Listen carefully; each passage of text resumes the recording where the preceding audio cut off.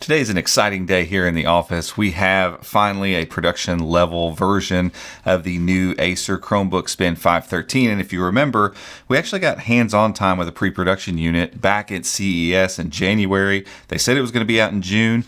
It is here. It's arriving in stores shortly. You'll see it showing up in Amazon. And we're excited to actually do a full unboxing of this device with the new MediaTek Companion chip inside. So let's jump in. So if you remember, when we got our hands on this device, again, it was pre-production, but it was generally in a good spot. The star of the show here is the Companion 1380 processor inside this thing. But this thing bears a striking resemblance to the Spin 713 from last year and the one before that, even though it's a 513. And Acer clarified that they called it the 513 because it's not an Intel like top-end processor. But finally, we can actually run a couple benchmarks during this unboxing on this particular Chromebook. We weren't allowed to with the pre-production unit, but we can with this one because this one is the retail unit. Acer tells us that we should be seeing it soon at Amazon. It starts at $615, so a really sweet price point for what we expect is going to be a really great Chromebook. My hope is that as we kind of get in here, that this thing is just kind of got some of the edges cleaned up a little bit from that pre-production model we used. And I'm really curious to see, after things have been tuned up, like what the speakers sound like. They're touting that the HD webcam, it's a 720p webcam, has some AI internal bits and pieces that are going to make it knock down noise a little bit. You've got a couple microphones that should help with some of the sound and microphone array pickup. But additionally, this device also has a backlit keyboard that wasn't working, supposed to anyway, that wasn't working in our initial hands-on. And the speakers were not great in that initial device, but those things get tuned right at the end. And everything we're reading about this from what Acer shows online is that this is supposed to have upward firing speakers. But yeah, as I remember, they're downward firing down here. So we're obviously going to test those things out here in this as well. But man, I still love the look of this. It's a darker gray than what we had on like the 713. I don't know if it's going to capture on camera that well or not, but man, it is a really nice colorway. Aluminum on top and on bottom. And I don't have, obviously for the review, we'll weigh it and all that kind of stuff. I think the 713 comes in at 3.2 pounds. This feels a little bit lighter, and it should. There's no fans or anything needed because it's an ARM-based processor in here, so no fan ports around the bottom. And it just feels a tad bit thinner, but we'll get exact measurements on this and the 713 so you can kind of get an idea. But it feels very sturdy, very well put together. Nice, sweet chamfered edge all the way around the top there. Liking what I'm seeing. Let's talk about the ports real quick before we even open this thing up. You get a volume rocker here, power button, USB Type-C. It is 3.2, as well as both of these USBs over here, both 3.2. Another Type-C there, Type-A, headphone microphone jack, SD card slot. Now this model that is going to be available, there might be other models later. This one is going to come with 8 gigs of RAM, 128 gigs of eMMC storage, and again, the Companion 1380 processor inside. So super interested to see how quick that processor moves.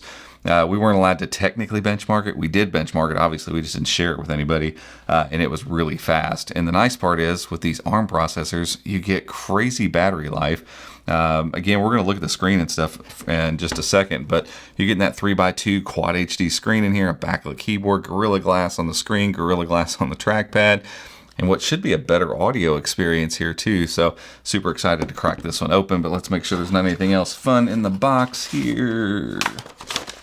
Nah, general fare. Let's see, and a 2-piece charger.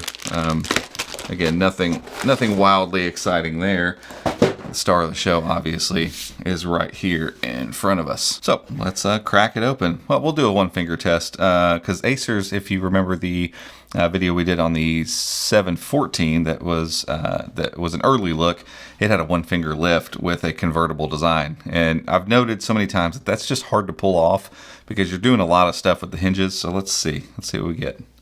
Ooh, one-finger lift. Always love seeing that. Let me get these little plastic coverings off. I'm glad they cover these, but these things are always so difficult to remove, and they just look goofy.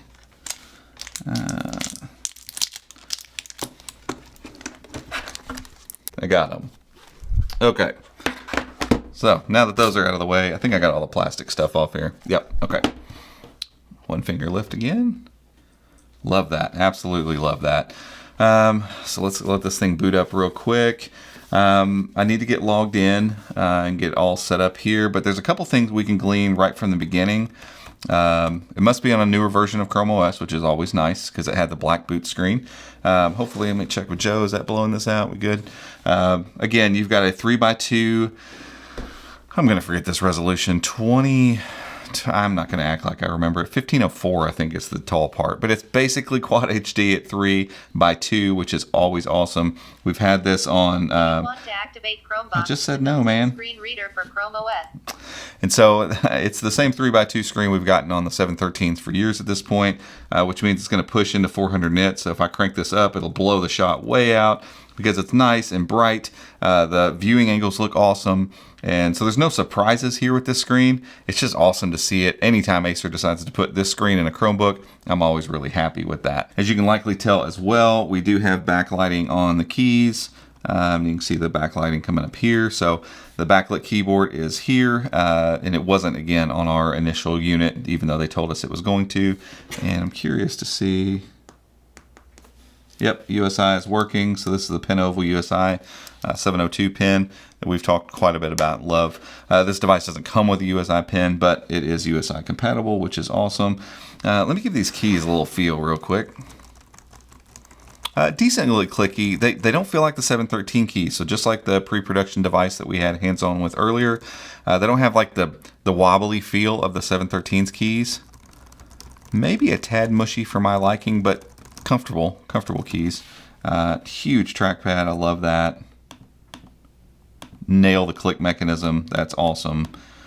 And the overall feel of this thing's very sturdy. So it's an all aluminum bottom, all aluminum top. It's kind of what Acer's been doing for a little bit. This is a plastic composite of some sort, but it perfectly color matches the lid and the bottom. So you can't really tell it and can't really see it.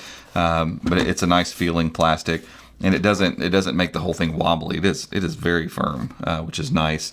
Again, the marketing stuff says upward firing speakers. Clearly, there's no speakers up here, but the speakers could also be coming through the keyboard. We're going to test that out here in just a second. But let me get logged in, up and running, and we'll talk about a few performance things, speakers, and all that kind of stuff. Okay, I'm all logged in, signed in, all that good stuff, and I want to show you a couple things. First, again, all this marketing stuff that's saying that they're upward firing speakers, just not the case on this one. So I don't know if something got mixed up. They're definitely downward firing, and they are definitely mediocre laptop speakers, which is to say they're not bad. There have been Acer Spin 713s that have come with just abysmal speakers, and it's not just Acer. There's lots of companies that have made speakers that sound just really bad on Chromebooks. Today here in the office, we have a first look and hands-on decent volume here, Chromebook, the Spin but very narrow. It sounds like cool this. Stuff going on in here. So let me get to a little bit of music here. But definitely, before we get into it, today's video is bottom firing. And so, it is what it is. Those are not deal-breaking speakers. They're not going to blow you away in any way, shape, or form, but they're definitely not upward firing. I thought it would be an interesting trick if someone brought back the whole speakers through the keyboard thing. It doesn't seem to be the case here. But one trick that Acer has said they're working with on this particular camera is like an HDR kind of noise reduction on the camera. And so let me bring the camera up and I can kind of show it to you. It's still a little grainy. It's 720p and it's, some decent lighting in here, but there's hot spots and low spots. And so I'm going to kind of turn it this way. You can kind of see Joe in the frame there, but that's a really bright light right up there. And the fact that it's able to expose both of these roughly decently is a big step for a Chromebook camera, especially a 720p one. And then I'm going to point it over towards where they are with the cameras, and it's very dark over there. Most cameras would struggle mightily with this, and you can make out Joe over there and Andrew over there just fine. Again, it's grainy, but at the end of the day, really all you need for these cameras and video chats really is to kind of level things out, and that's what HDR can kind of do for you. And so I think what they're doing with the camera and the dual array microphones here is going to work really well for video chats and all that kind of stuff. And at the end of the day, your camera on your Chromebook That's its primary function. It needs to be good at video calls. And so that just kind of leaves us with performance. And obviously we're going to do a review on this thing. There's some questions that need to be answered as far as like, you know, I think this one will run my Quad HD big monitor. I can't remember. And it might not have, and it should, or whatever. But, you know, I'm going to test all those things because for me, this is a very, very good form factor with hopefully the performance I'm going to be looking for in a device like this. It's thin, it's light, it's very portable. The battery life should be amazing from what we've seen from the last couple MediaTek devices we've used. So if the performance is good, battery life is awesome, it can extend to my display. Like this is going to fit a really nice middle ground, I think, for me, because the display's good, the keyboard's good, and the trackpad's good. Those things are more important than just about anything. But we do need to run a couple benchmarks real quick and see actually where this thing falls. And again, as I say, every time I run Octane, I know it's retired. I know it's an older benchmark, but it was retired because people were trying to like game the system a little bit, I think sometimes. But because it's been retired, people aren't really aiming at Octane as a benchmark to use too often. And so it feels like it's been pretty reliable, a pretty reliable way for us to go. This Chromebook is faster than this one, and it usually shows up in real world results. So I'm going to run this real quick, and we'll be right back as soon as it finishes.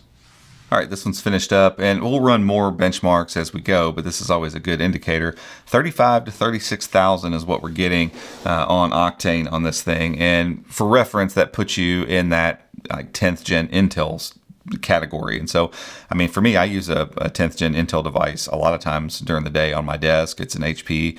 And never ever run into performance issues. Like I'd have all my stuff going, all my apps open, everything I want to do, multiple screens, multiple monitors, never really think about performance.